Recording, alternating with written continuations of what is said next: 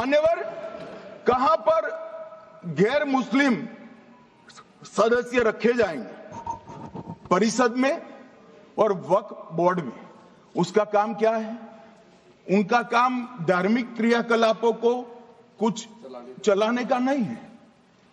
वो शुद्ध रूप से वक्फ का जो कानून, दान के लिए किसी ने दी हुई संपत्ति, उसका एडमिनिस्ट्रेशन अच्छे से चल रहा है नहीं चल रहा है, कानून के हिसाब से चल रहा है नहीं चल रहा है, या तो दान जिस चीज के लिए दिया गया, इस्लाम धर्म के लिए दिया गया, गरीबों के भोजन के लिए दिया गया, गरीबों के उद्धार के लिए, वो उद्देश्य के लिए इसका उपयोग हो रहा है नहीं हो रहा है, इसका नियमन करने का काम है मान्यवर। अब मैं इसको मान्यवर बाकी सारे धर्मों के साथ कंपैरिजन करते हैं और कहते हैं दखल किया है।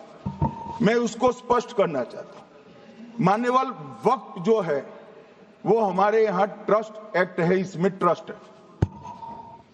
तो ट्रस्ट के अंदर जो ट्रस्ट को बनाते हैं वो ट्रस्टी होते हैं और एक मैनेजिंग ट्रस्टी होते हैं। वक्फ में वाकिफ होता है, वक्फ होता है और मुतवल्ली होता है। ये सारे इस्लाम के अनुयायी हैं मानो। अरे भाई, आप कह रहे हो, हम तो कह रहे हैं क्योंकि इसका वक्फ शब्द ही इस्लाम से आया है, इसलिए हम कह रहे हैं कि वक्फ वो ही कर सकता है जो इस्लाम का अनुयायी हो। अब आप उसका विरोध कर रहे हो, तो आप तो वक्फ में भी नॉन इस्लामिक आदमी चाहते हो। मान्यवर, क्या कह रहे हैं? हम इसलिए कह रहे हैं कि वक्फ वो ही कर सकता है जो प्रैक्टिसिंग इस्लाम को प्रैक्टिस करता होगा, क्योंकि मान्यवर इसकी उत्पत्ति ही इस्लाम के सिद्धांतों से हुई। अब मान्यवर,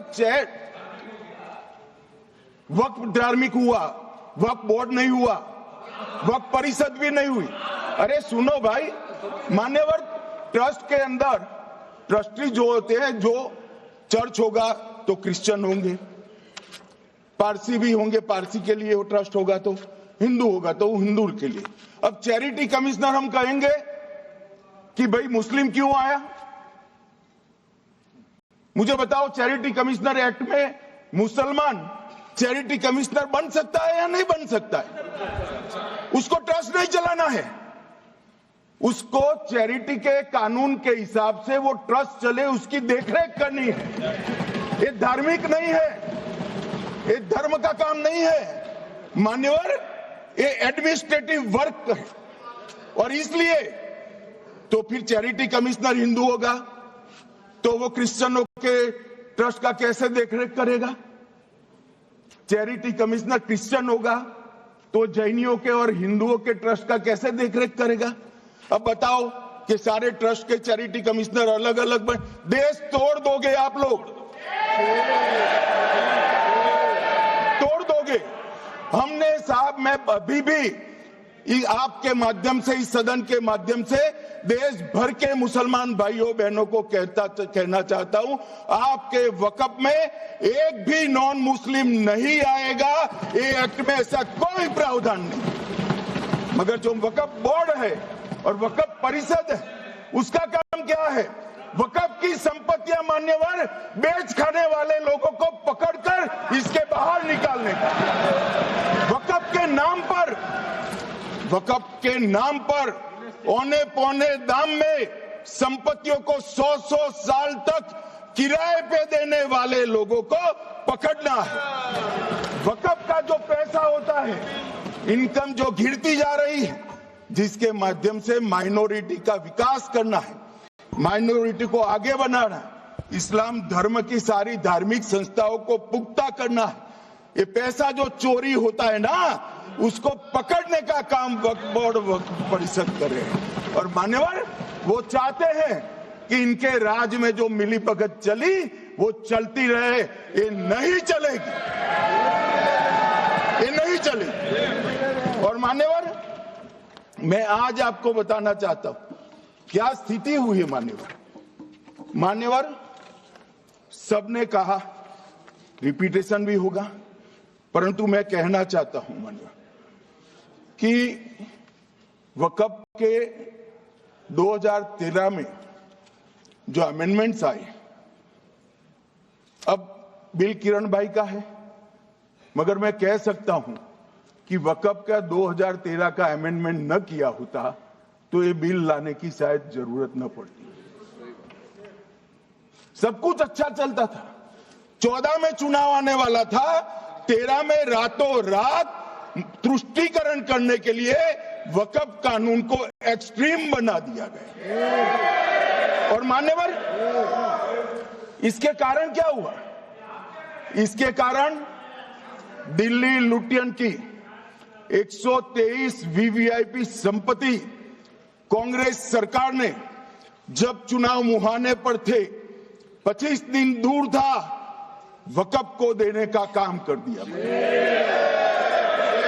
दिल्ली वक्फ बोर्ड ने उत्तरी रेलवे की भूमि वक्फ के नाम घोषित कर दी। हिमाचल में वक्फ की संपत्ति बताकर उस पर अवैध मस्जिद बनाने का काम किया।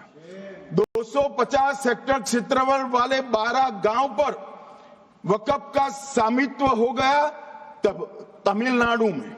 और मान्यवर, तमिलनाडु के 1500 साल पुराने तिरुचेंदुरई मंदिर की 400 एकड़ भूमि को वक्फ की संपत्ति घोषित कर।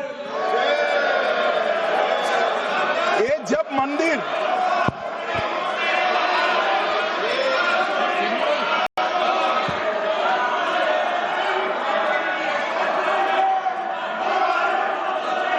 आपको मौका मिले जब अपनी बात कह देना, प्लीज बैठिए। मान्यवर, कर्नाटक की आपको मौका मिले जब अपनी बात कह देना, आप भी बहुत मिसलीड करते हैं। बैठिए गृह मंत्री जी। मान्यवर, कर्नाटक की मणिपट्टी समिति का रिपोर्ट में पढ़ रहा हूं, इसमें मेरा कुछ नहीं है, खड़े मत हो जाना। ये मणिपट्टी समिति का रिपोर्ट है। 29,000 एकड़ भूमि वक्फ की बिजनेस के उपयोग के लिए किराए पर दे दी। मान्यवर, 2001 से 12 के बीच 2 लाख करोड़ की वक्फ की संपत्ति निजी संस्थानों को हस्तांतरित कर दी 100 साल की लीज पर। मान्यवर, बेंगलुरु में उच्च न्यायालय में बीच में पढ़ना पड़ा, 602 एकड़ भूमि को जब्त करने से रोकना पड़ा। विजयपुर कर्नाटक के होनवाड़ गांव की 1500 एकड़ भूमि पर दावा कर उसको विवाद में डाला और 500 करोड़ की संपत्ति जिस भूमि का मूल्य है, वहां 5 स्टार होटल को महीने 12,000 रुपए के किराए से दे दिया। अब मान्यवर ये कहते हैं कि इसका हिसाब किताब न करो, इसकी देखरेख न करो। भाई, ये पैसा जो है देश के गरीब मुसलमान का है, ये गन्ना सोटों की चोरी के लिए नहीं, ये इसको रोकने के लिए। और इनके जो ठेकेदार बैठे हैं मान्यवर, ये यहां गरज कर बोलते हैं, कुछ तो समझे बगैर बोलते हैं, कुछ समझ कर बोलते हैं। उनको लगता है कि इससे हम जीत जाएंगे। मान्यवर, कर्नाटक में दत्तापीठ के मंदिर पर क्लेम किया, तालीपरंबा 75 साल पुराने एक दावे के आधार पर 600 एकड़ जमीन का दावा किया और ईसाई समुदाय की भी ढेर सारी जमीनों पर कब्जा कर लिया गया। मान्यवर, आज देश के कई गणमान्य चर्च और चर्च के समूह वक्फ बिल का समर्थन कर रहे हैं। उनको लगता है कि इसका विरोध कर हम मुस्लिम भाइयों की सिंपैथी जीतकर अपनी वोट बैंक पक्का करेंगे, उसमें कोई फायदा नहीं होगा अखिलेश। इसलिए कि 4 साल में मुस्लिम भाइयों को मालूम पड़ जाएगा कि कानून तो उनके फायदे में है।